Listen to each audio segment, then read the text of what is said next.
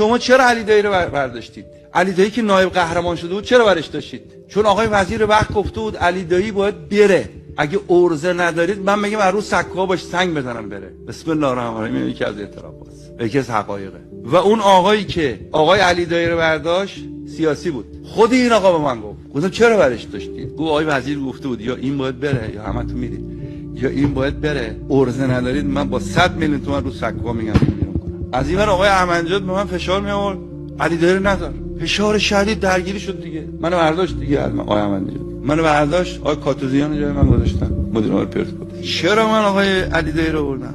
برای اینکه من با علی دایی رو دیدم یه شخصیتیه که دوست داره قهرمان باشه. پرسپولیسی هم هست. مربی اکشنیه، مربی با جنمیه، اتوریته داره. تو باشگاه پرسپولیس یه خورده بهش بالو پر بدی، حمایتش کنی، این میتونه قهرمان کنه پرسپولیس. آره علی دایی خیلی خوبه. اصلا پولم نمیخواست بگیره. خدا وکیلی